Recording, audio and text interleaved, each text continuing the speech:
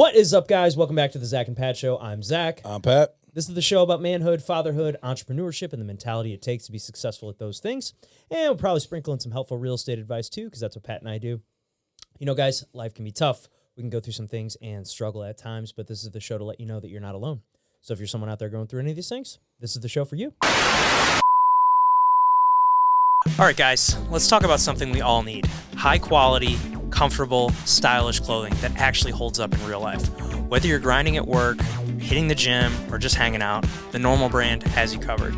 I've been rocking their gear, and let me tell you, it's not your average clothing line. They've nailed it perfect with the perfect blend of durability, comfort, style, whether it's a go-to rugged Henley, a hoodie, a button-down that doesn't make you feel like a stiff, the Normal brand is where it's at.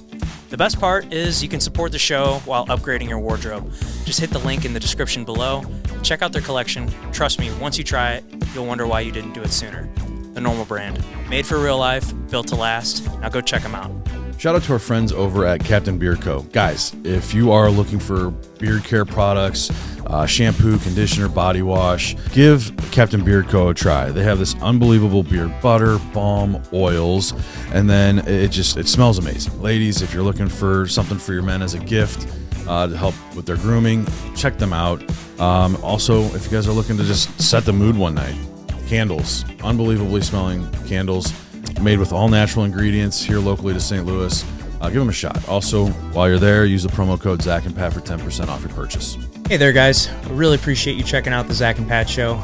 If you can obviously tell, we are a newer podcast, but one way we're really trying to grow the show is trying to get up the amount of subscribers we have. So, you know, if you're watching the show and you're getting something out of it, we'd really appreciate it if you could click that subscribe button. That would help us out a ton. Please click that button. And now back to the show. We have a very special guest in studio today. He is a stand-up comedian, the very funny, the great and powerful Eric Rueseler. Welcome, sir. What's up, guys? Thanks for having me. Yeah, absolutely. Yeah, we were a guest on your show. Actually, the episode just came out yesterday, and it was Blast. it was so It much was fun. so a blast. Dude, the way you do your show is it's like such a fun Concept. Yeah. It's just is this the best? Or Yeah. the best? Question mark. It's fucking great. I love it. You guys were you guys were awesome because it's fun to have somebody who has like experience of like being on mic, Mm-hmm. and it's always fun to interview people because everybody's got a different opinion. You know what I mean? Like the whole idea is anytime somebody says something's the best, it's just an opinion. Like there's no way to prove it. So it's fun to have a friendly argument about something that doesn't matter in the slightest, because I don't talk politics. I don't get into like anything super like offensive or anything. Like it's all like lighthearted fun, just a good way to kill, some just entertaining. That's I was that's the thinking whole about point. it when I was listening to the episode yesterday. I was like, oh, I bet he could pull like some good bits from this. Like have you ever pulled any like bits from? Every now and then I get something where I'm like, oh, that might. Write that down. Oh, okay. Okay. All Might be right. something there. Yeah. And then I don't know, but I also I'm always skeptical about that because it's like if people are fans of the podcast and then come see me do stand up, I don't want them to be like, well, I've heard this, And it is also kind of strange because sometimes in the back of my mind, when like I ask somebody a question, it's like people are going to know my answer from last week. So it's like, do I need to change it now? Do I need to be, but then I get comments that are like, this guy always changes his mind. And it's like, well, that's So the you can't idea. fucking win. Yeah. That's the whole idea is like, it's fun to kind of like disagree with people, just lighthearted, fun disagreements, not crazy screaming. Yeah, opinions can change. Yeah. Yeah, exactly. That's the whole point. Although I was going to say this and you were like, ooh, save it. I was driving up here today and I got a comment like, because a podcast is kind of like a labor of kind of love, but also at the same time, there's times probably, I don't know about you guys, but you're like, I hate this. I don't like, what are we doing? But I got a comment from Instagram on the ride up here and it's like, what's the name of this podcast? We make you want to eat a gun. And I was like, Oh, wow. oh, nice, fun, Sick. cool, awesome. Yeah. I was feeling super good today. I'm glad I got that reset, you know? Yeah, we got a nice comment the other day about our painting back here. It was like, hey, you know, that painting behind them looks pretty Brokeback Mountain. And now that we look at it, I'm like, yeah, all right. yeah, I can see it. Kind of look like we're about to kiss, but it's all right. That's okay. That's all right. I love you, buddy. But Yeah, I was about to say. I'm not going to kiss you. If you can't kiss your podcast host, then what are we doing? What does this country come to? So how did you get into comedy? Like, how did that, like, was that something you kind of always wanted to do? I mean, you were in the military. Like, what, were you just kind of always the funny guy around all the guys, or like what? In a weird way, kinda. Yeah, that was my favorite part of every job. So like when I got out of the military and I was kind of bouncing around, I sold insurance for a while, I sold cars for a while, and I hated both of them. And I went into this like super deep depression, and I was like, I don't know what I'm supposed to do. Like, my life is over. I thought the best parts of my life were going to be, it had already happened. And somebody was talking to me, and they're like, well, what do you want to do? What's your favorite thing to do? And I was like, you know how at every job you hang out with your coworkers and, talk shit and laugh and stuff like that? And they were like, yeah. I was like, that's what I like to do. And they were like, well, that's not really a job. I just want to hang around and laugh. Yeah. It was like, how when your boss gets mad at you for not doing anything, but you're having a great time. And it's like, yeah. And it's like that. How do I? Well, I don't know. First Form's got the chief happy officer? Yeah, I don't know if that's a real thing. But yeah. I can only imagine if I told my dad that. Like, well, what are you going to do? How are you going to provide for your family? Well, I'm going to be a chief happy officer. I'm going to be a little silly boy. Don't mind me. Just the clown in the room. Yeah. But then I had several friends who told me throughout the years, they're like, dude, you should try stand-up comedy. You should try it. And I was like, no, I was terrified. I was absolutely not. No, could never. In fact, I was so scared of it when I first started that I would wear my boots from the Marines because I would stare at my feet while I spoke, because I would look down at my boots. And I'm like, well, if you can do that, you could do this. And it just like slowly, it wasn't until like I would get a laugh that I would kind of like look up for a second and then look back down. Dude, it's terrifying. I mean, I don't know if I told you this, but I went and did an open mic once, probably like 7 years ago ish, and it didn't go very well. I got up there and like told a funny story from college about my wife's roommate slept with one of the dudes at my fraternity house, and she realized that she had a tampon in and forgot to take it out before they had sex, and so she assumed that it was in his bed. So she paid me $100 to go look for a bloody tampon in my buddy's bed. Shocker, I didn't find it, and it turned out it was just jammed up in her. And yeah. Well, who hasn't been there? I didn't really plan the story very well, but I went up there and kind of told the story, and everybody was like, I like thought I was like making punchlines with it, and I was like sitting there like waiting for people to laugh. Okay, all right, that didn't happen. And then, There is no bigger gut punch in the world than saying something and being like, kind of like pausing, like this is where the laughs are going to come, and then everyone just stares at you. You're like, oh, okay, all right, yeah. That was all I had. That's what I thought the funniest part was going to be. But okay. No, fuck myself now. Well, it made me realize like how what a long road it is and it made me have so much more respect for stand-ups, and I'm like, stand-up comedy is like my favorite. It's like my favorite thing to go see. Like I've over the last I was talking to my wife about this recently. I was like, we used to go and see concerts and go see live music all the time, like when we were younger. But like over the last few years, it's like anytime we like have a night out that we want to like go see something, it's always been go see stand-up.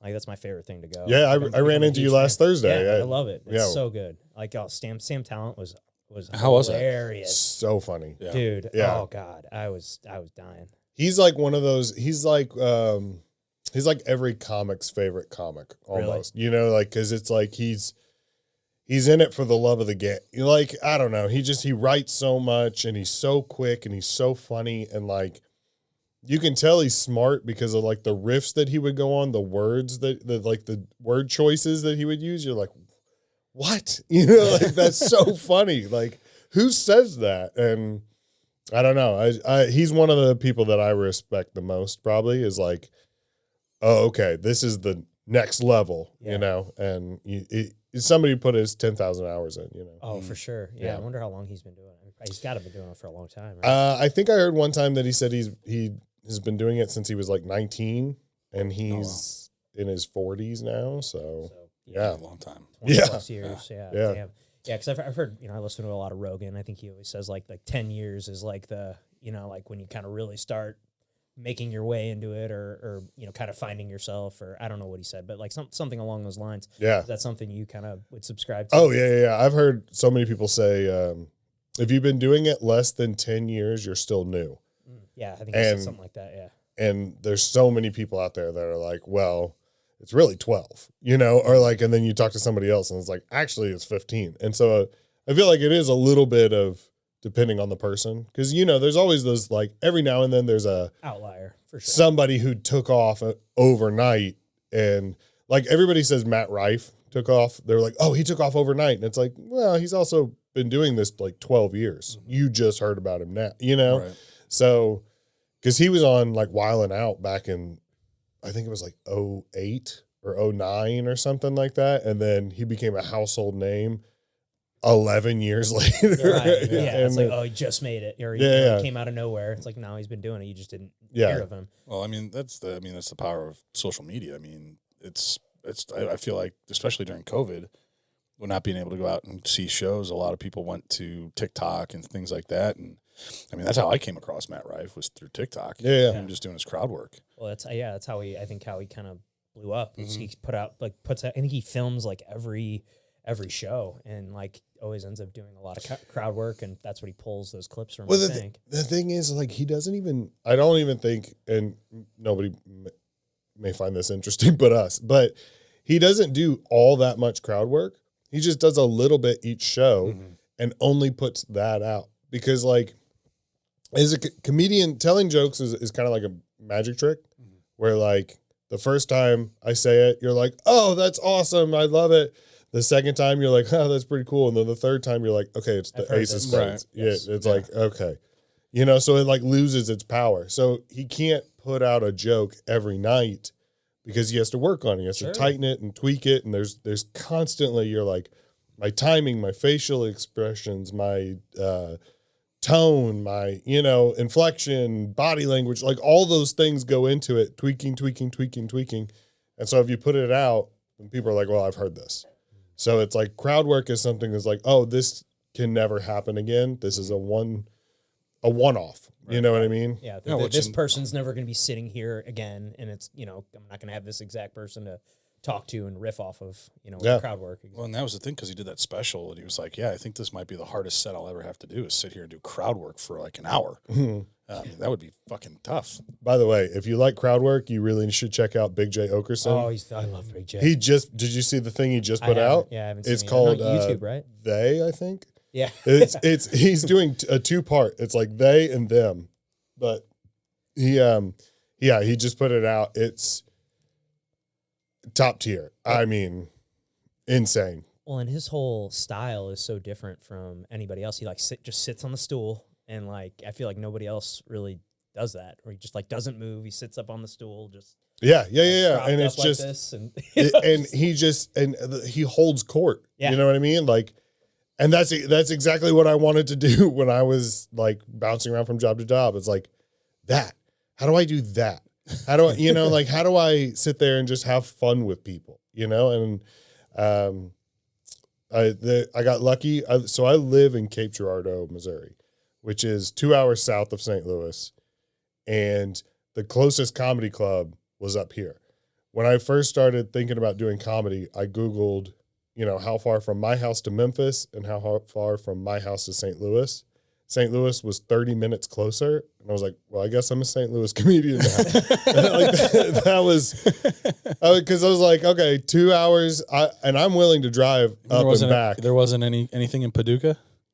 No, not really. I mean, there's like a couple little things, but it's like, okay, what's gonna help me get my goal? Right. Yeah. And my goal Paducah's was not going to. But that's being said, as soon as people in Paducah reached out and were like, hey, you want to come do a show? Absolutely. Like I did one there on Valentine's Day. But it's like, as soon as I got my name out there and people were like, hey, I've got a show here. Would you be willing?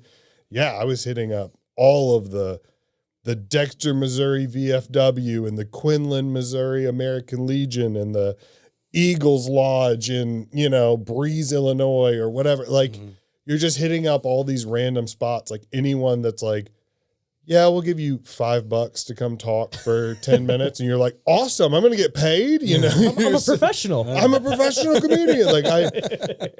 It is kind of fun. My favorite thing to do is after a show, and I've been doing this since I started, is as soon as I find out how much money I made, I will text it to my wife and I text it to my dad. My wife, because she controls the checkbook because I'm terrible with numbers. And, my dad, because it's like, I wanted to be like, hey, look, I'm doing it. And it was funny because in the beginning it was like plus $5, plus $5, plus $12, it's like, ooh. And now there are nights where it's like plus $5, but there's also nights where you're like, hey, look, I'm doing it, and it's crazy to watch that grow like as I've been growing. And it's just, those are the little victories to me.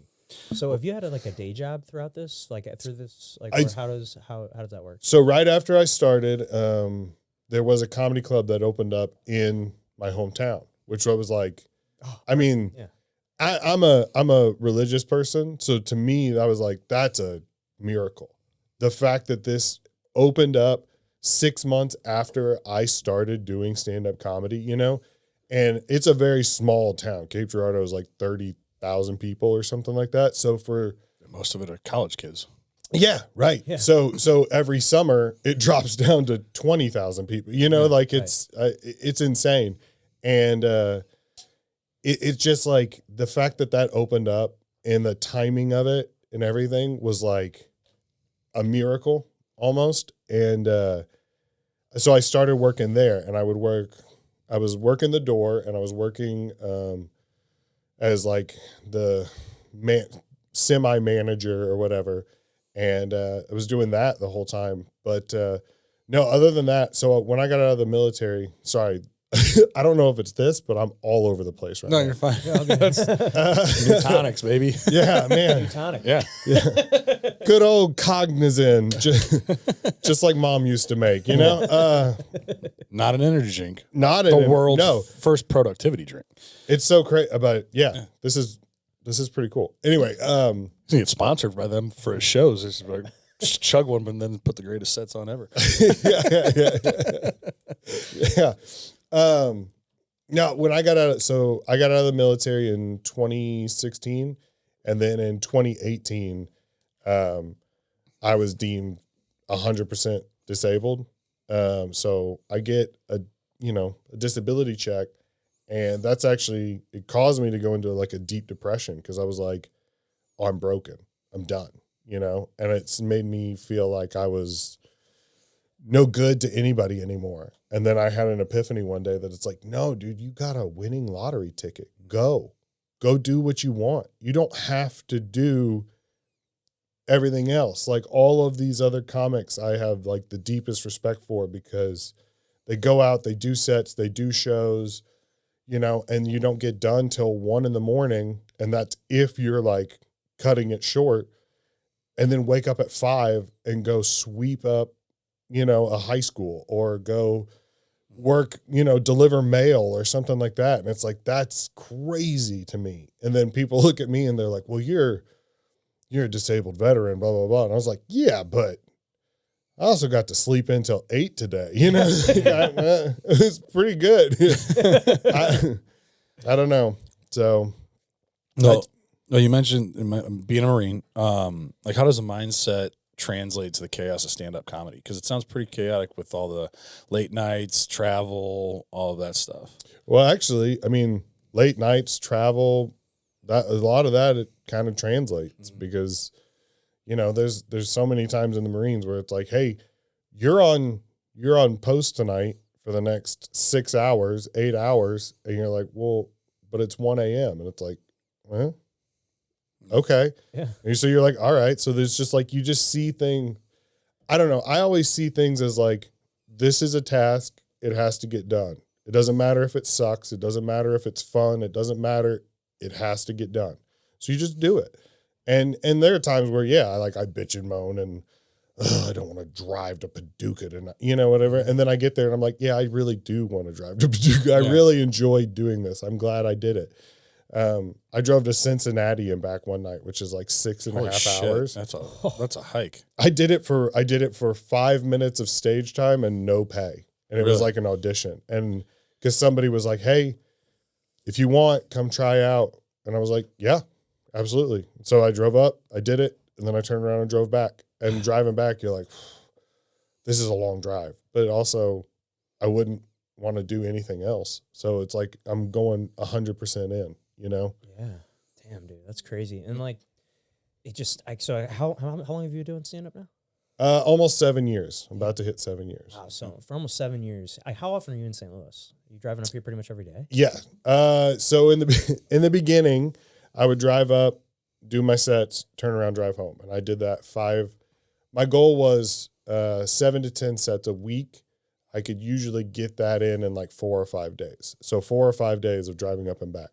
Now, once I got a studio and started a podcast, I had a couch in there and I would sleep on the couch, which don't tell anybody because it kind of breaks my Your lease. maybe. Don't do it anymore though. So yeah, whoops. And then I had a family member who had an apartment nearby, and they would let me go shower there and stuff like that.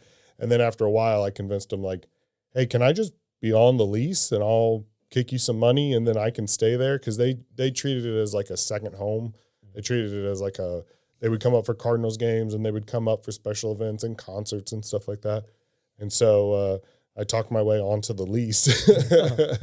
And so now I have a place to stay up here. So sometimes I'm up here 5-6 days a week. And then I drive home and try to get in as much family time as I can. And then I'm like, all right, I got a show in Nashville. I'll see you guys, Thursday. And then I'll come back and be there for 24 hours and be like, all right, I got to go do a podcast, or I got to go do a show, or I'm working the weekend at Helium. I'll see you Tuesday, and you just do what has to get done, Oh, and so I'm sure that's not easy on home life with all that traveling and being gone all the time. No, it's not. It's it does have its tolls. Mm-hmm. I mean, I'm sure you know about that with professional baseball and stuff like that. And I didn't have kids or a wife at the time. I was single, so made it much easier. Yeah, I can see that. But also still, I mean, it's weird. I'm trying to keep myself from feeling like home life is interrupting my, career, because I feel like if I start to feel that way, then things have gone wrong. Mm-hmm. Because the only reason I'm doing this is not just because like I love it and it's my dream and stuff, but I also know deep down that this is the best life that I could provide for them. Because if I chase my dream and it works, it's going to be way more successful than if I went back to selling cars, because I was a very poor to average car salesman, because I didn't care. Like I didn't like lying to people, but I also didn't like, I don't know. I didn't want to. Well, then your kids get to see you happy and a better version of yourself. Exactly. And I mean, I know it's a gamble and I know it's a risk and it's not guaranteed and anything like that, but neither was the Marines. And so I gambled, I won, I'm going to double down. Let's see what happens, and I'm hoping I've gotten enough success, like in little chunks along the way, to be like, I'm going to keep going. I'm going to keep going. And then every now and then I get a message on Instagram that's like, this podcast makes me want to eat a gun. And you're like, oh, fun, cool. All right, cool. Sorry, man. Just trying to chase my dream. Chase my dream. sorry, it makes you want to end your life. What does it say? If you got haters and you made it? Well, then, Here I am. yeah, I'll be hosting the Oscars next year. If there's, oh man, no, but you know, you do get positive reinforcement. You do. There's lots of people that watch the podcast and will reach out to me and say, "Hey, I loved this episode," or "Hey, I love this clip," or whatever. And I am so beyond thankful for any and everyone who's ever watched a clip and liked or shared with a friend. Like you have no idea how much it means to me that I've had any success whatsoever with it. But, you know, every now and then you get one of those comments and you're like, you know, it's like 50 good comments and then one bad one. And you're like, all right. It's those bad ones that stick out, you know? It's like you can get, like you said, you can get 50 good ones and then, you know, you're thankful for all those, but then you get the one bad one, and that's always the one that kind of seems to stick in your head. Oh, well, it's not even like the worst part is that they're so funny, you know? And it's like, as a comedian, I have to laugh at this. I have to acknowledge, like, damn, that's a good burn. Okay, all right. You should comment back like, damn, that was a good one. I've started saying things like, thanks for the support and things like that, you know, just like, appreciate you paying, or appreciate you watching, you know, like, Thanks for giving me a new bit. I appreciate that. yeah. Oh, okay. I didn't realize I had Shrek Type 2. Okay, fun. Yeah. I was thinking about this the other day because somebody asked if they were like, oh, if you were a superhero, what power would you have? And I feel like I'd be like the reverse Hulk, you know, where it's like I'm like a big guy all the time, and then I get sad, and I just like that's my superpower. It's like depression, you know. Yeah, I go from Hulk to Eeyore like very quickly. Oh, it's fucking great, man. So you've worked with some kind of big name comics, right? Yeah, I've been very lucky. It's kind of crazy because like some of them you don't realize, you know, they're like. I met Aaron Weber a few years ago, and it was right as the Nate Land podcast started. And I got, you know, I worked a weekend, I hosted for him. He's a great guy, hung out, whatever. And then now he's like kind of taken off. And it's like kind of cool to be like, oh, yeah. Like I have buddies send me videos of a comedian, and it's like, yeah, I worked with him. Oh, like somebody will send me a Hans Kim video, and it's like, oh, yeah. I hung out with him one night. I hung out with Big J. Okerson when he was at Helium for a very brief amount of time, but it was still like we hung out and talked about football. Like it was just cool. Cam Patterson, like all these, like, especially all my friends that are into Kill Tony, they always send me like the Kill Tony. I'm like, oh, yeah, I've met Cam. They're like, oh, you met Cam Patterson? What was it like? And I was like, I like rocks. Yeah. Yeah. I was like, it's exactly what you think hanging out with Cam Patterson. He told me I was big, and then he called me the N-word. And it's like, that's a pretty authentic Cam Patterson experience. Term of endearment. Yeah.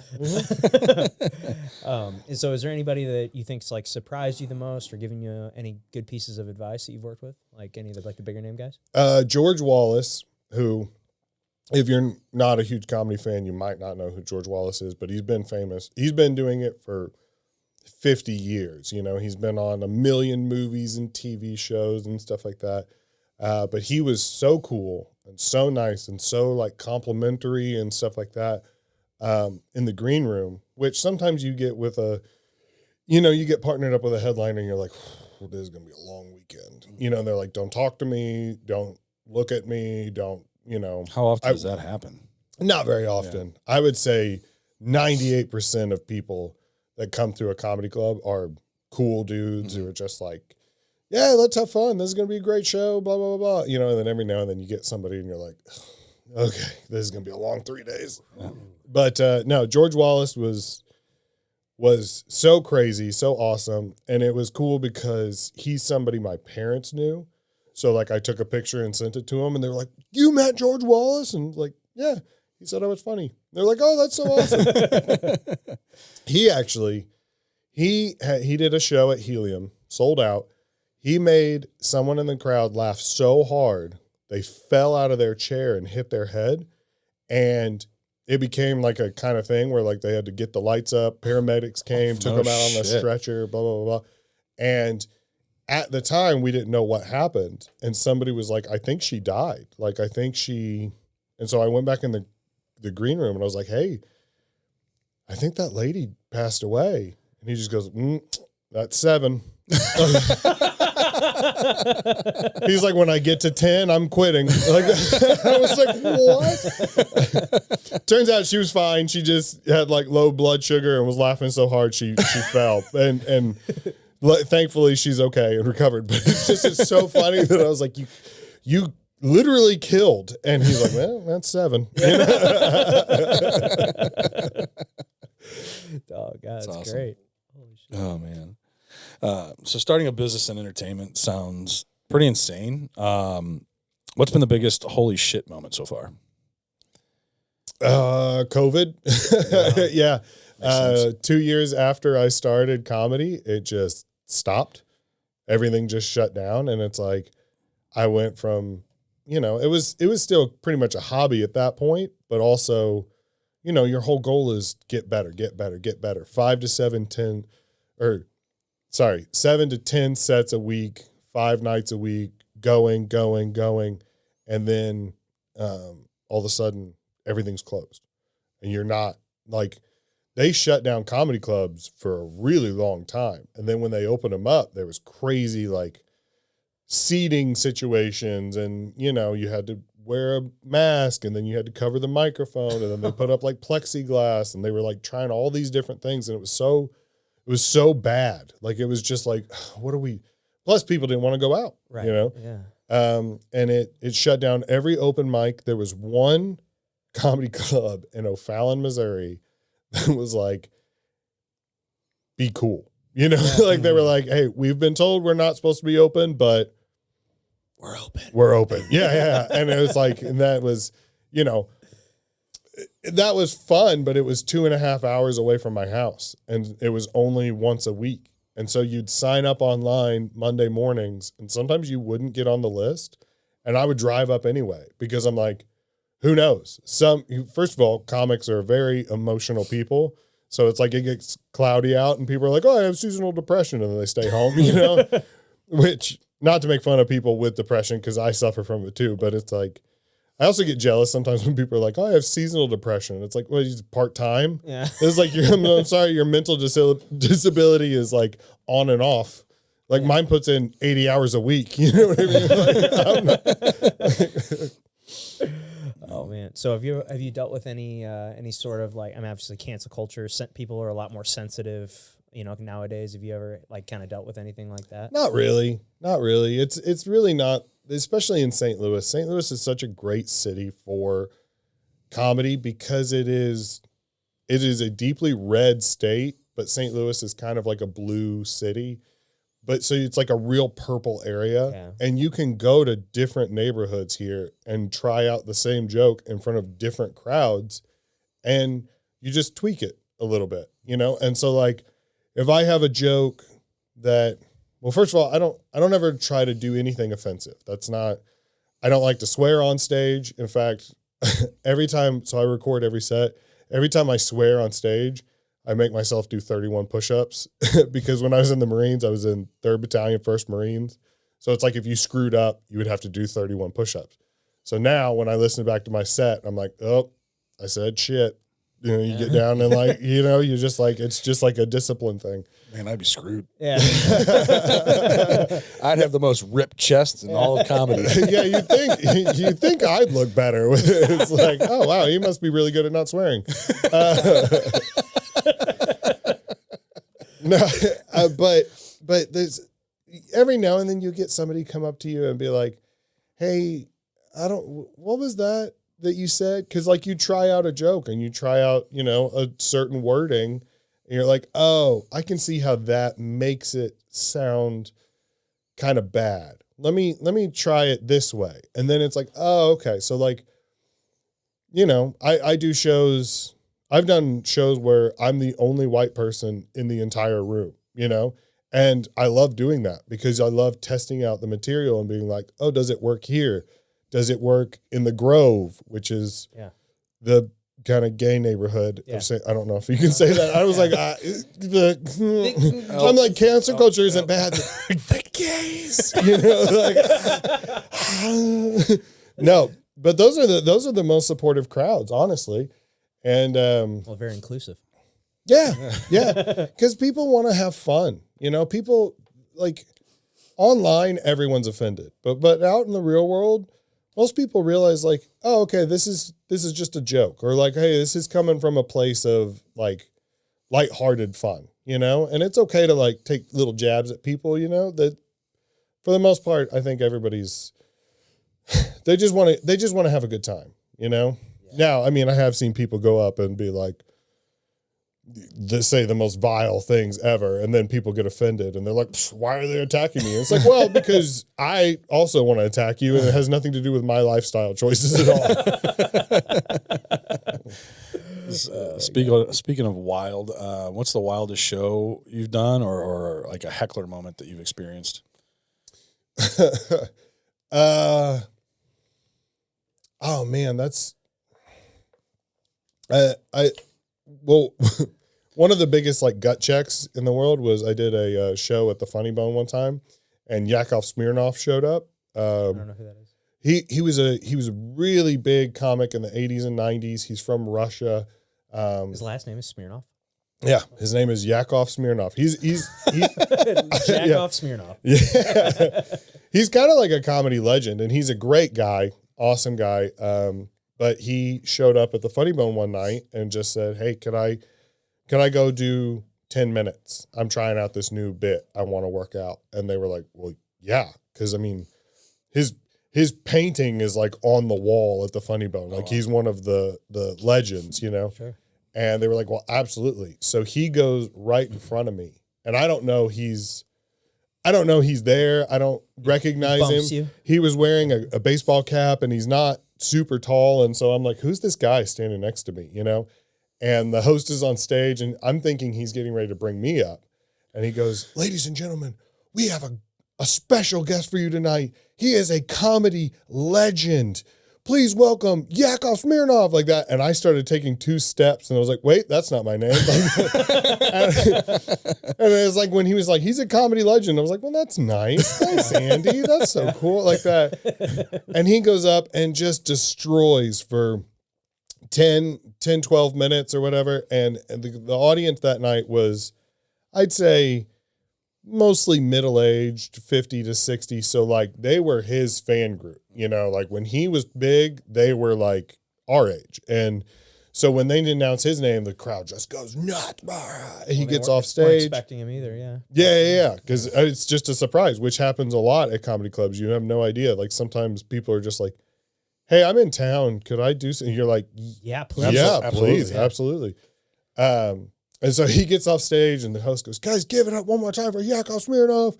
Room goes nuts, and he goes, "All right, let's keep it going. We got your next comic come to the stage. Please give a big round of applause for Eric Rueseler," like that. And there is no claps.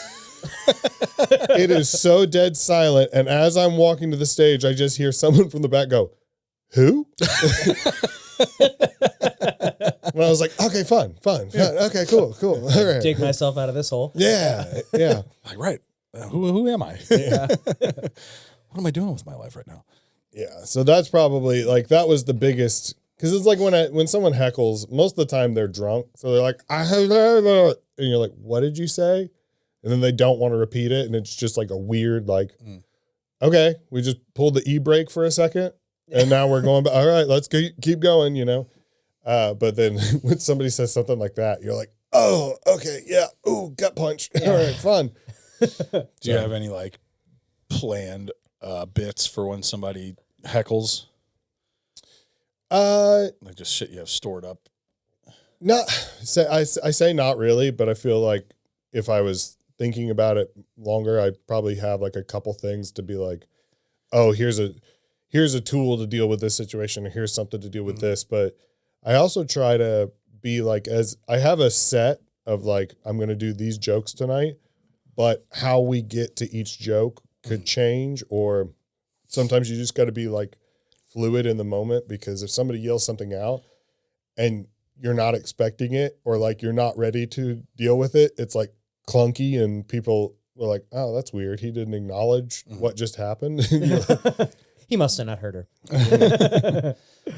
What's your writing process like? Do you how do you come up with material? Is it like real life stuff or a lot of stuff you make up or? It's real life stuff. So like, I'm trying to, the goal of like every comic I feel like is to build an hour of material that you could then like record and put out. So I'm building my hour and most of it is like being married, being a dad to my son, being a dad to my daughter. I have like an 8-minute chunk on going to church, like I have like all kinds, like you're just trying to add, like, how does this story flow? But also I'm just trying to get 10,000 hours of stage time as well. So it's like anything that comes up, any premise might be like, oh, okay, this might be something I'll write down like 1 or 2 words to remind me like, oh yeah, I was going to talk about this, and I can just glance at my phone. And then if I try it out on stage and it kind of gets a pop, I'll write it down and in like I call it like a loose form, because then it's like, all right, I have a loose understanding of why this is funny. How do I make it really funny? What do I chop out now? Like if you write 3 sentences, try to say it in 1. You know what I mean? If you write 4, paragraphs, try to say it in 2. Like you're just always trying to like trim the fat, tighten it, because I don't know. I just feel like I want it to be like boom, boom, boom, boom, no dry spots, no long setups. Like those are the comics I respect, like Sam Talent. Yeah. Like you saw the other night, so he came out and from the second he came out, it was like boom, boom, boom, boom, just joke. And then to the point where you were like, oh wow, he's not gonna stop. Yeah. Like my stomach hurt. Yeah. You laugh and laugh and laugh, and you're like, some comics are like set up, punchline, and then pause, and then set up, punchline, like that. And he was just like, nope. Boom, boom. He's like, yep, I'm at the wheel. We're going. So that's what I want to get to. Yeah. So how often are you writing? Every day. Every day. And it doesn't mean I'm like sitting down silently with a notebook, writing pages and pages and pages. Do you use a notebook or put it on your phone? It starts on my phone and then it goes to the notebook to like, be like, okay, because you can really see how long a joke is when it's written down. When it's on your phone, you're like, oh, well, that's not that big. And then you write it on paper and you're like, that is a lot longer than I thought, And then I go through, but I like to edit on my phone because it doesn't feel permanent. Something about when it's written down, that's when it's like set, And so if I'm trying to learn a joke, like keep it, like memorize it, I'll write it down without looking and then be like, what comes next? Okay. Yeah. This one. Okay. And this line. And then you read it. It just helps you rearrange it too. Sometimes like to be like, I think I like this part here better. And then you try it out and you're like, okay, that does work, or no, it doesn't. And you switch it back. So do you like sprinkle it in, like the new stuff in with stuff works, like when you're on stage? Yes. Okay. Yeah. I love to sandwich it, like a new bit between 2 that I know work. Yeah. Because then it's like, okay, this might have legs or that didn't work. No, that didn't work. All right. Time to bring it back up with this. So sandwiching it is a great way to try out new things. I also will always try to move like my closer joke around because it's like your closer should technically be the best one of your whole set. So if you put it in the middle, then that means this part needs to get elevated. So it's like, how do I take this chunk that wasn't quite great and bring it up, move it up a little bit. Wow. Okay. Dude, yeah, you just, it's got to be like a Tetris thing, kind of putting it all together. Yeah. I'm also kind of a crazy person. So I obsess over it, and I spend so much time just thinking about things like, and also I don't know if it's ADD, ADHD, whatever, but sometimes like I feel like I'm not driving the bus, and the thoughts just come And my wife gets so mad at me sometimes because she'll want to talk about like a budget or like, oh, our insurance is due and blah, blah, blah, blah, blah. And she's like, what are you thinking about? And I'm like, I don't know. Does seaweed know it's seaweed? Or is it just like, you know, like she's just like, oh, you're a toddler, you know? You're a child.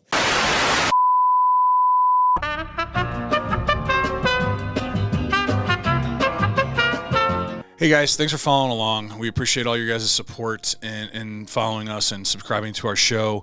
Part of that is putting out quality product. One of those issues that we just came across with our camera on this episode, it did cut out on us. And so for this, the rest of the show is going to be audio only.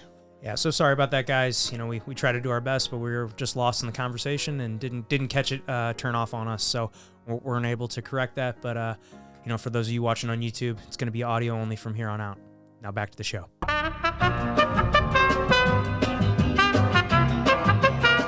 Like, I'm kind of funny, you know. But she's also 16, so it's like she doesn't, you know. She likes to stir shit up. Yeah, yeah, and it's like I think if I ever pointed out a comic and I'm like, I love this comic, she would be like, I hate him instantly, you know. Just sometimes she's not bad. She's not that like. How old's your son? 9. Yeah, he still thinks I'm funny because you know we can talk about farts and stuff. Yeah. Oh man.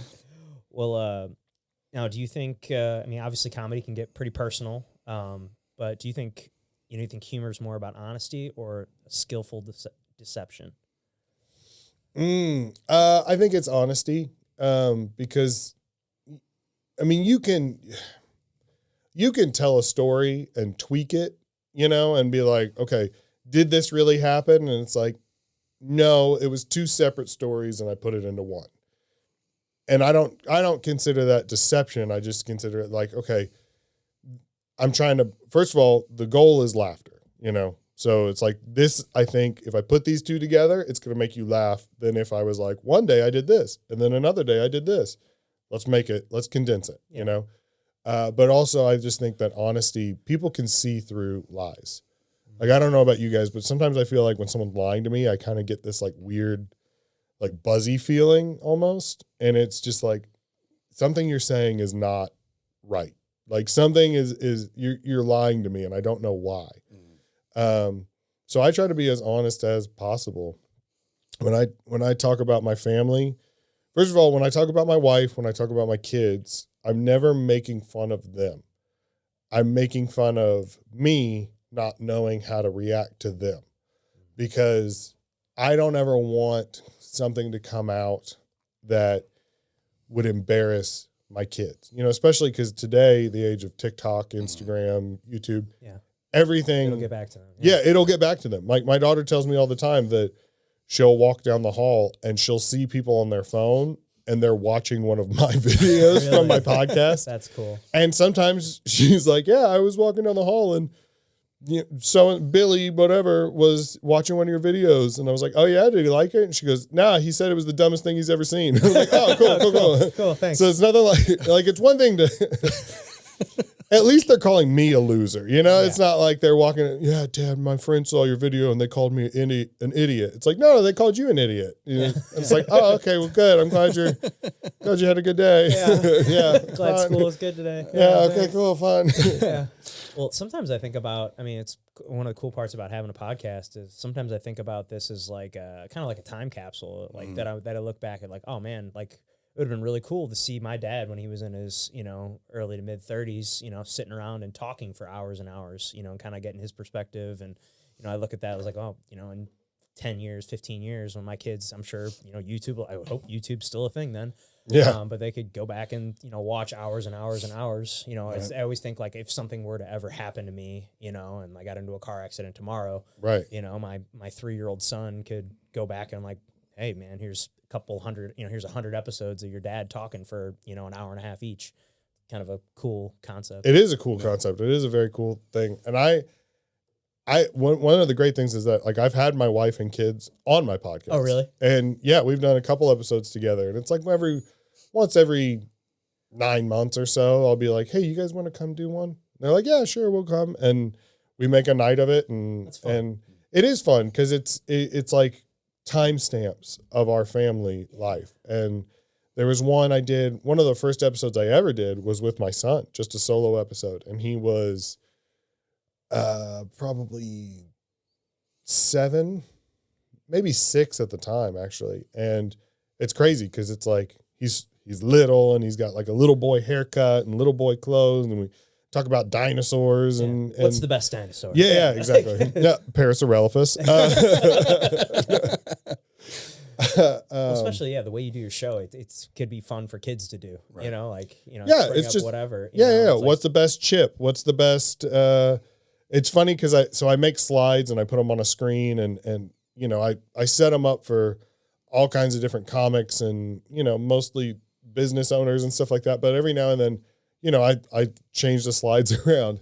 And the last time I did a podcast with my family, I scrolled down, the next slide popped up, and it was like, what's the best way to hide a body? Like that. It was like, we're going to skip that we're one. gonna skip that one. And then my kids were like, Dad, what is the best way to hide a body? And I was like, well, what you want to do is. Find a friend with a pig farm. First of all, call your father. Okay. Don't call the police. Put your phone in, plug it in, then leave the house. Don't bring your phone with you. No. Don't bring your phone with you. Yeah. Mm-hmm. No, that'd be fun though. Once our boys are old enough to Yeah. get them on, that'd be fun. It'd be I guess we hilarious. could. Connor's 6. I guess we could probably. Yeah, he's probably Calvin. There's no way we're gonna get him to sit, Sit in a there. chair for. Sitting anywhere for more than 5 minutes is a chore. Well, it's fun. I've had them up here a couple times, and they'll sit back here, and I'll have the TV going for them, and I'll walk up front and come back, and they're sitting here in front of the mics, and they're talking to each other back and forth, Yeah. and I'm like, Kids actually love it because they don't have that, and they're good at it too because they don't have that like insecurity. insecurity. Yeah. Because I feel like a lot of times adults they put on this act of like, oh, this is who I am, or they pretend to be cool or whatever, and then you get in front of a camera and a mic, and they're like, oh, they're gonna see through me, like. Yeah. And I think kids that's a great don't have thing. that. Kids are just like, yeah, what's up? Yeah. Yeah, it'd be that's hilarious. cool. Next time Yeah. you leave the room, just hit record Hit over record. there. Just see what they talk Camera about. set up. Well, also when my daughter was young, like long before I ever started comedy, she used to like when she was like little, like 5, she would pick up like a remote and stuff and be like, "Hey guys, welcome back to blah blah blah blah blah," and Like she and would, subscribe. yeah, she would just say stuff like that because that's what she saw, and she was like, "Oh, this is fun." Yeah, I've seen my wife's cousins. They've got kids. I think they're like 8, 9, and like they'll get on their mom's phone and say like like and subscribe and like stuff like that. And it's like, wow, it's crazy hearing them like say that. Yeah, because when I was doing that young. early videos, when I was just recording at home, and hey, this is Pat with Guild Mortgage, like intro or whatever. A couple times I had Connor on there, and he'd be like, "Hey, this is Pat with Guild Mortgage." I'm like- He's like 3 years old. I'm like, "All right, buddy." So, Oh man. Well, speaking of your daughter, so you adopted her. Yeah, when so she is from my wife's first marriage, and not to get too deep into that, but her biological dad abandoned her, and there's a whole backstory on that. But then I met her mom when she was, I believe she was 2 when we met, and then I met her right after she turned 3, and then we got married 2 years later. Well, we actually got married a year later, but then we kept it a secret because surprise everybody. yeah. So I was going off on deployment, and when you're deployed, if you're married, you get extra money, and you get extra money anyway if you're married, but also it would include her in like healthcare and all kinds of benefits and stuff. So we got married in secret, and then I was sending money home so she could send our daughter to preschool. And then when I came back from deployment, then we had our actual wedding. It was just 1 year later. So like the day we got married, we were in a rose garden at a park. We met a pastor there. I gave him $35. It took about 10 minutes. And then we went to Long John Silver's, and then I took her back to work. I dropped her off back at work. So that's our big romance story, which we're actually Long John Silver's is my favorite part of that. Yeah. Oh yeah. Hey babe, you want to get some hush puppies and get hitched? Oh man. So yeah, well, actually, I'm pretty sad because the Long John Silver's we went to just closed down, and they're turning it into a dispensary, and it's like I don't know, it's just it's annoying. It's like this is where we had our wedding dinner, you know. Like, Well, now I can go buy some weed there. Oh man. Well, you've built a career around making people laugh. Have you ever found? I'm so sorry. I just realized I kind of didn't really answer the adoption question at all. We got sidetracked, Yeah, but yeah, when she was, and then we lived in California for 2 years, and then we came back, and we kind of had to fight a little bit of a legal battle with, custody and things like that. And then when she was 9, I adopted her, and that's it. But she's always called me dad, and I've always called her my daughter. It's crazy because a lot of times people will see pictures of the two of us, and they're like, "Oh, she has your eyes. Oh, she looks like you," And we kind of look at each other and like laugh. And she used to do this thing where we would go to a gas station together, and she would be like, she would say like, she was like, "Hey, you wanna like do the thing where she would ask for something, and I'd be like, no, we're not buying any more chips." And then she would be like, "You're not my real dad," like that. And then I'd be like, "I'm going to unadopt you," like, and then, and we would pretend, and like the cashier's just like, so Get her in on the comedy. Yeah.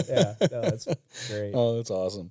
So I was saying you've built your career around making people laugh. Have you ever found that comedy is also a defense mechanism for you? Yeah. Everything about me is like a I get in so much trouble for making jokes at the wrong time, and it's like my wife yelled at me the other day because we were at church, and my son he was like helping with something, and he was like behind the pastor, and the pastor was like praying, and he had his eyes closed, and I was making eye contact with my son and being like, like doing like and you could see him like trying not to laugh, and my wife was like, stop. But yeah, my go-to instinct is to just make jokes, and I don't know why I do it. I guess it's some type of defense mechanism, as like a hey, I'm sad, but but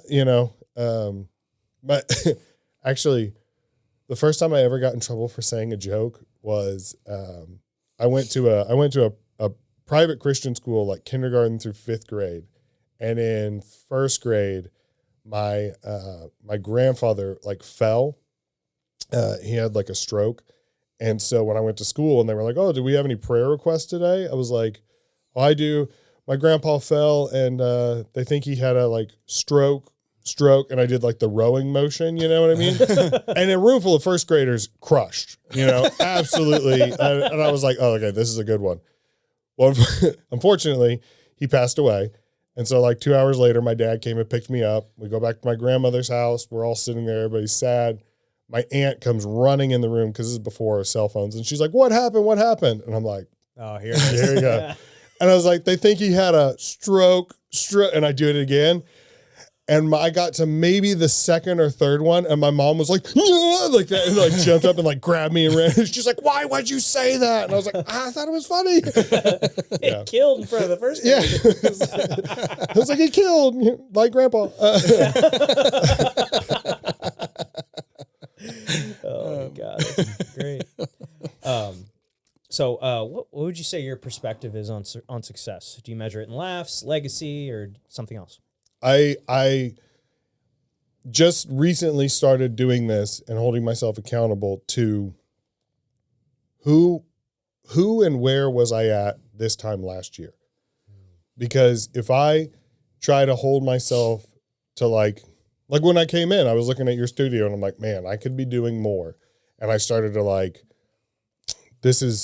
I need to catch up. You guys are ahead. Or, what you look at a comic and you're like, he's selling more tickets than I am, or he's making more money than me, but it's very negative.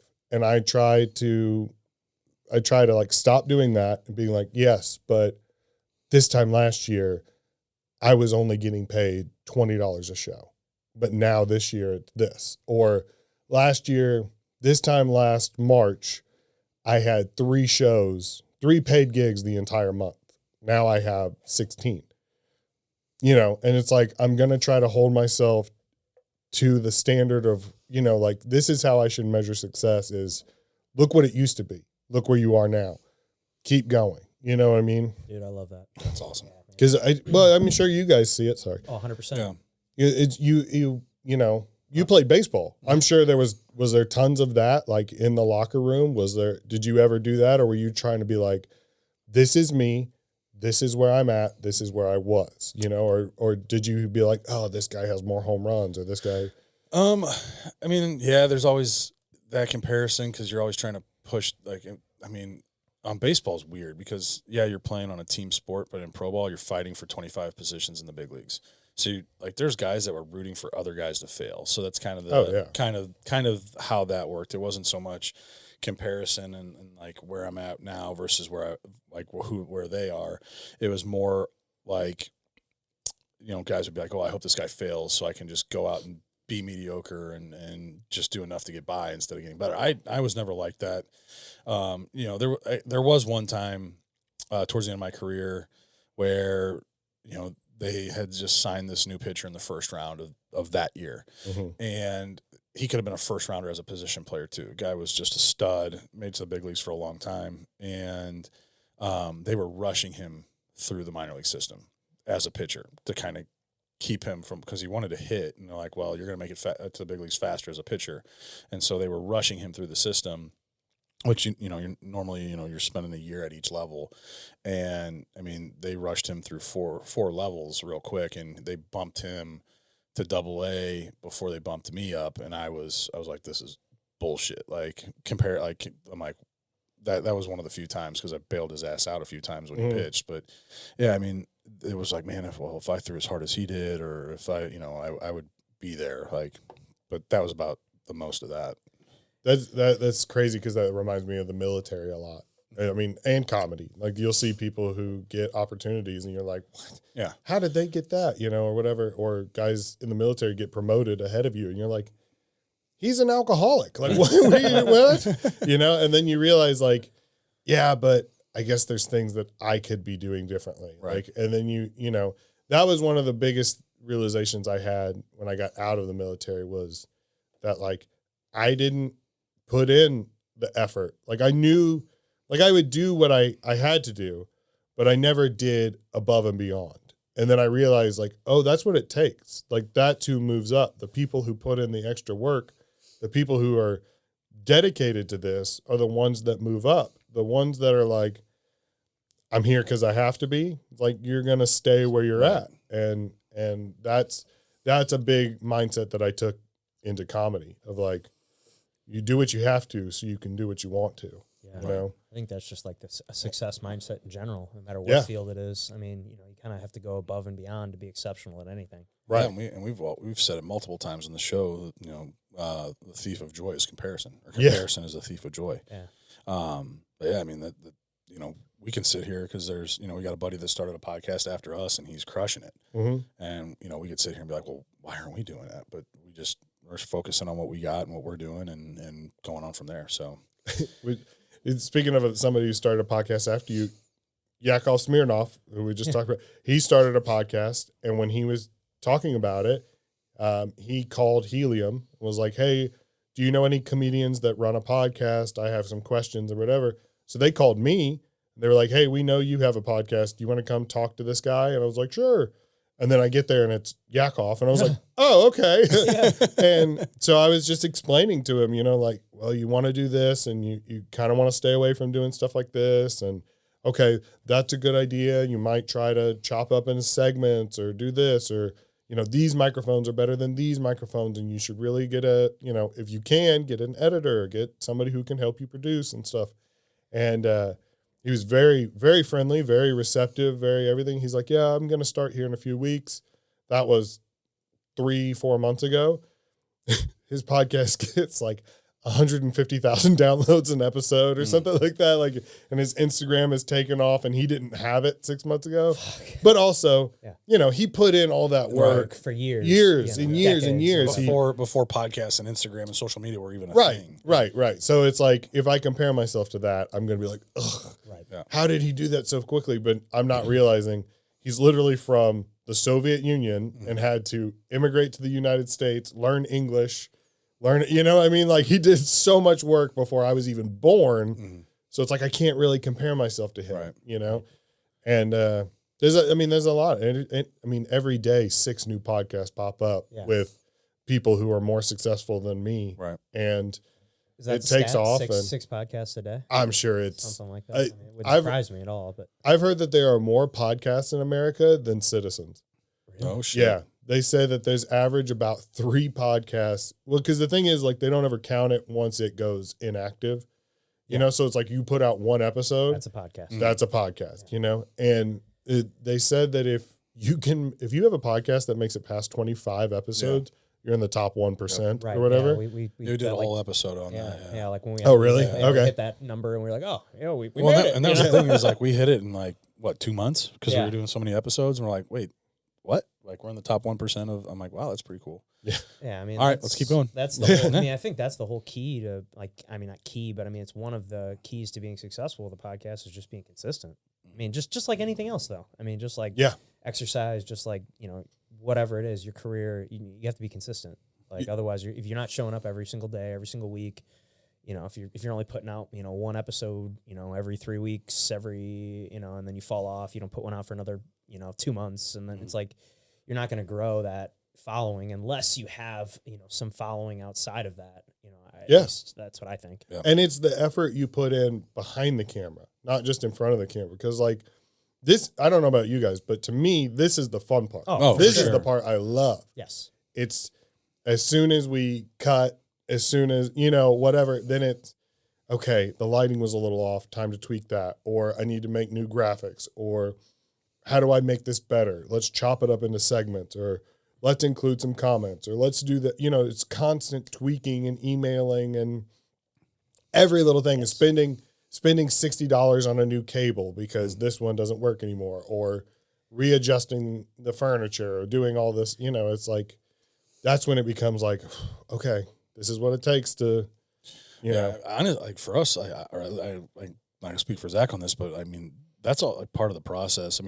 You also do your editing and start producing, right? Because we don't do any of that shit. Like if it wasn't for Murph handling our production and the editing and the chopping of the reels and the shorts and all that, like all we have to do is the fun part, this part right here. And then, having conversations about how we want, like the direction of the podcast and if there's anything we want to add or change, like, but for me, I think that part is also fun. It's just, it's been a fun ride, and I like, the things that we're coming up with and the ideas that we're coming up with that are constantly changing. So it's you guys are doing, it's great. This is a great it's fun, Thanks. But Thanks. Appreciate it, man. No, I know what you mean. Yeah. It's therapy for us. Coming in here every week, being able to just chat and hang out with people, it's been a blast. Well, I know that I would not put this much effort into anything else. Right.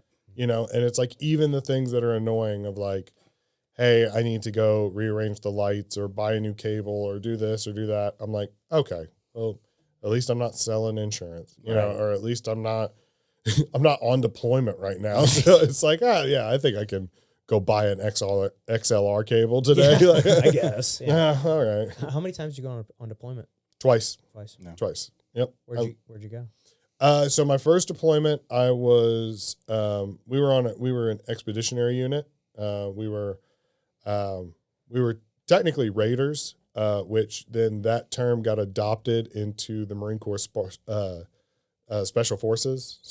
So when I'm like, oh, I was a raider, people are like, you were MARSOC? And it's like, nah, we were like, like if you're baseball, it's like, yeah, man. Yeah. So that's another thing about comparison is that everybody's like, oh, well, you did this and you did that. And it's like, yeah, but I wasn't as good as these guys, because that's all the military is. It's just 100% like guys being like, well, you did 2 deployments, but you never did 3 deployments, you know? And then another guy's like, yeah, but you didn't lose a leg, like, you know? And then another guy's like, well, yeah, but you didn't get a silver star, you know? And it just, cause it's a bunch of Egos. dudes. It's a, you know, you're just, part of it is talking shit, but the other part of it is like, you know, you want to keep people in check too. Like, I can't stand it when some military guys are like, I'm the biggest badass. And it's like, no, you're not. Not compared. There's 10 other people out there that could kick your ass, you know? So also stop, you know, Do you talk about the military a lot in any of your material? Not really, actually. I've always saved, there's definitely stories that I've saved because I want to be a better writer before I take a swing at it, because I kind of feel like you only get one shot, you know? And it's like, if I put this out now, that story's gone, you know? Like, and it's like, what if 10 years from now, I could make that story even better? And then, you know, I don't want to burn it while I'm still here. You know, I want to wait till I'm here. And also, like, I try not to cuss on stage. And so that means that there's a lot of stories that I can't tell about the military, you know? Like when I was growing up, you know, there's the F word, right? And nowadays there are 2 F words. Like, you know what I mean? It's like my nickname in the Marine Corps was both of those back to back. So it's like, it kind of makes some things hard to retell.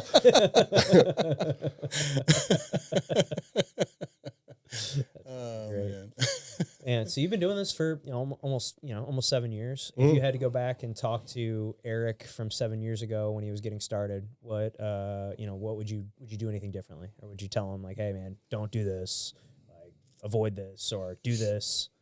I would definitely say keep going, because there were so many times where I was this close to quitting, and then a phone call would come in the last second and be like, hey, are you available this date? And it gives you another month of like hope, like to keep the spark alive.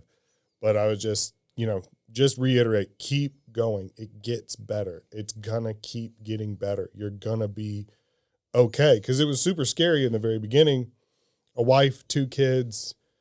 I had a job selling cars. Then I got, my disability money. And I was like, even if I start comedy, you lose way more money than you make, especially in those first couple of years with travel and gas. And, you got to spend $80 in gas driving to Cincinnati and back to make $0, So it's like, these are just expensive, like hobby trips almost. And there were so many times where I was just like, what am I doing? I should stop. And so to just reiterate, like, keep going. I don't know that I would definitely tell myself, hey, record your sets, record every single one and watch them, because I was really good at taking like voice notes and listening to it on the drive, but I didn't start like videoing it until probably about 3 years ago now. And then I was like, oh, why do I stand like that? Oh, what is this face? Oh, this looks disgusting. Don't wear that shirt ever again. And I ever since when you watch it, you start to notice little things, and you're like, oh, this matters too. Yeah. Okay. Yeah. Don't grow your beard out for 3 months and keep it like all crazy and untrimmed, because you look like crap, and people are gonna think this dude looks like crap. It's like, try to look nice. Yeah. And which I've never been one of those guys. No, I feel like there's some comics that like kind of come off that way, or like they like come off like their whole thing is they're a mess. Yeah. Like, look at Zach Galifianakis, I feel like he's one of those guys that another clean he's a clean comic too. Yeah. Right? Or kind of ish. Yeah. At least, I don't know. Zach not super filthy, but not super filthy. Now, who would you say is like some of your favorites? Like if you had heard some guys you look up to, like some of your favorite like big headliners. Oh, I mean, Sam Talent, like we said, because he's like I really respect the quickness of like how many jokes can he fit in a minute. because when I started, my goal was I have 5 minutes on stage. I'm going to try to get one big laugh.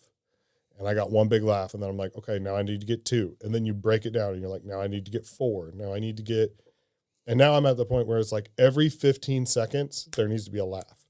Well, he was doing every 5 seconds, you know? So I'm like, oh, there's more work to do, you know? And so I respect that. I respect Nate Bargatze because, I mean, he's squeaky clean. Oh, yes. He can sell tickets to a 10-year-old or a 90-year-old and won't offend any of them, and everybody has a good time. That's why he's so he's huge. successful Doing arenas. right now. Yeah. And that was a big eye opener to be like, oh, okay, the world doesn't need another dirty comic. Dick joke. Yeah. And it's like you can talk about some like you can suggest things without saying them, you know? And that was a big like realization to like, because like you take a little old grandmother who goes to church every day and will never swear or never do anything, but she knows what a honeymoon's for, you know? And it's like, so you can allude to it, but you don't have to say it, you know? And then you get her on board and she laughs just like the 20-year-old laughs, just like, you know, so it's like there's More longevity in it. Yeah. I mean, because you look at guys like, look at Dane Cook. I mean, that guy was hot for like, what? Yeah. 5 years, 6 years? Yeah. Kind of who got me into stand-up, Yeah. like back in like... Oh, yeah. That was, when I that was a one of the kid, first right? shows I went to when I was I went in college. I drove back here to St. Louis to see him live, and it was great. The But Kool-Aid Man bit Yeah. was like... Oh, my like, gosh. Fucking killed in 8th that grade. and the Burger King. bit. Yeah. Sweet and sour sauce. That's crazy. My son and I ate Chinese food last night, and he got sweet and sour chicken. And I saw the sauce, and I immediately that popped up. And I was like, I almost said it out loud, and I was like, no, sex with like a sorority sister, and it's like, ugh, dude. It's like your daughter. fucking, who's this creepy grandpa on stage? Yeah. Don't you have an AARP meeting to go to? Oh, man. That's great. So, well, what are some goals and things that you have moving forward for the rest of this year and years to come? That's a great question. I actually meet with a group of comics every week, and we write out goals for 1 year goal, 5 year, 10 year, 15 year, and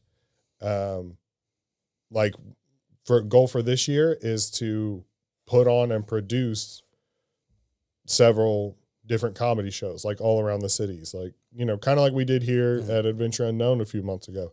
I'm doing one at Spark where I have my, where I record my podcast at. Oh, cool. April 18th.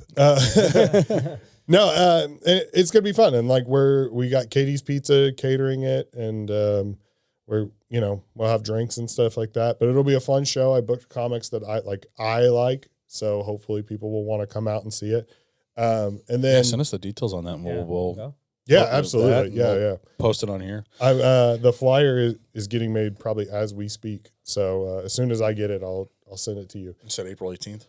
Yep. Oh, sweet. Yep. It's going to be fun. We got a pretty cool setup where like the arch is going to be in the background, and stuff like that. And it's going to be a good time. And Spark is just a cool place to hang out downtown next to Busch Stadium, and the Cardinals aren't in town. So parking won't be crazy. Yeah. That was the key. That's the one thing about being downtown that I have to, especially now, like, cause the season starts in, I think 12 days or something. And then it gets real choppy when people are like, hey, I could come by Tuesday. And it's like, hold on. And I got to pull up the schedule real quick and be like, well, after 2 p.m., parking's going to be like $70. Are you okay with that? And they're like, no. And it's like, okay, well then how about Thursday? But it's my goal is put on a couple different comedy shows, grow the podcast.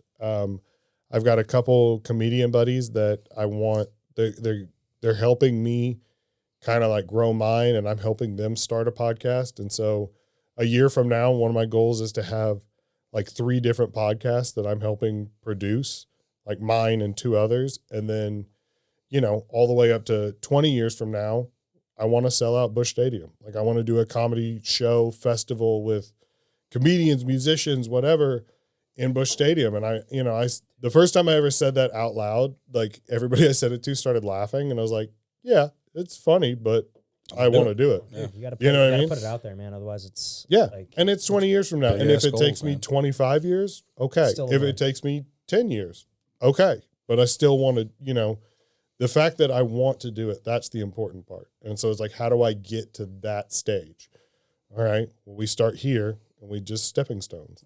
dude, I love That's that. awesome, man. That's a fucking cool goal. Yeah, it is. That is a really cool goal. It's a cool goal. Yeah. I love that. I've had a lot of people be like, It's a big goal, but That's it's a a- cool goal. that's a goal. Yeah. That's a choice. It fucking happened, man. Yeah. But exactly. It's like 90, I feel like 90% of any job or dream is just trying, because there's so many people that are like, oh, I want to be a musician. I want to be a chef. I want to be a actor. I want to be whatever. And it's like, okay, well, what are you doing to get there?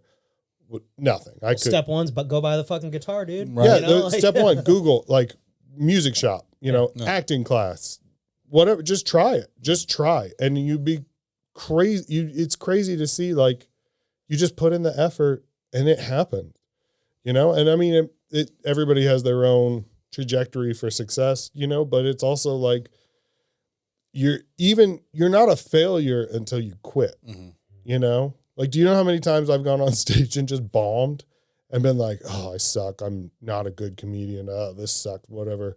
And then I realized, like, yeah, but I did it. I tried, I know 10 million people that are like, well, I always wanted to try comedy, but I don't want to do it, and you're like, okay, well then, all right, you didn't do it, Yeah. but Well, that's the thing too. I think about comedy, like, because I've seen shows where, people have just have bombed, and you just kind of forget it. You just kind of move on from it. But I won't forget the ones that fucking killed it. Like, yeah, and it could have been the same people. yeah, Like, well, he could have bombed, and I just completely forgot about it. And then I see him the next time, and it's just like he goes off, and I'm like, yeah, I like this guy.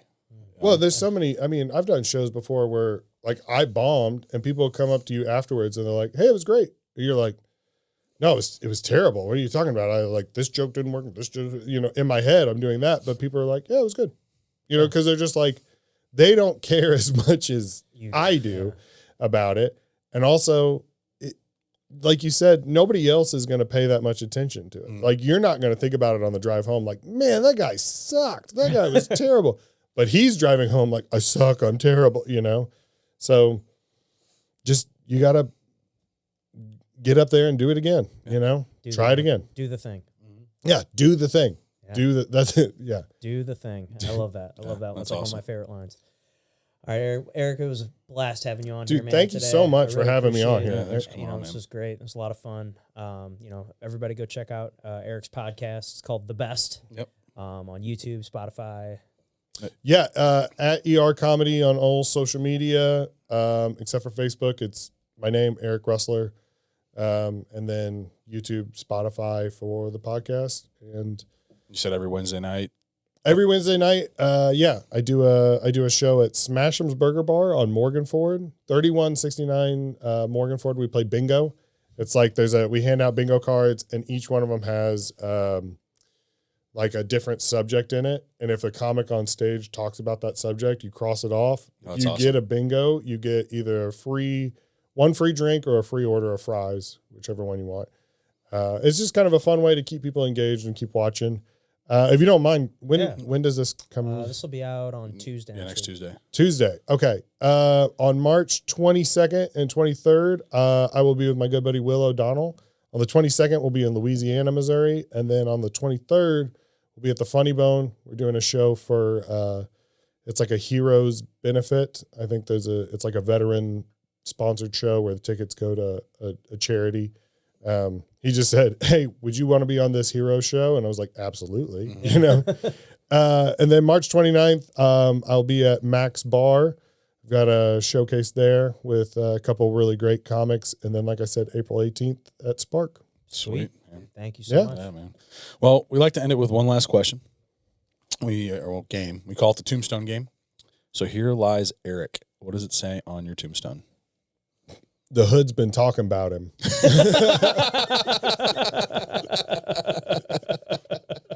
That might be my favorite one I've ever had. That was the best call I ever got. I did a show. Like I said, I've done a lot of shows where like I'm the only white person there. Yeah. And I got a call from the Murphy Lee and Key Wan from the Saint Lunatics. I got a message from them, like a group text, and it said, "Hey, the hood's been talking about you." and I was like, that's the coolest thing I've ever. I screenshotted it and I was like, I'm officially the coolest kid from my high school. Like, this is. I win. Yeah. I was like, all right, cool. That's awesome. Awesome. Oh, man. Well, thank you guys so much for tuning into the show. If you haven't hit that that subscribe button yet, we'd really appreciate it. Please click subscribe. Comment what you thought below, and we will see you next time.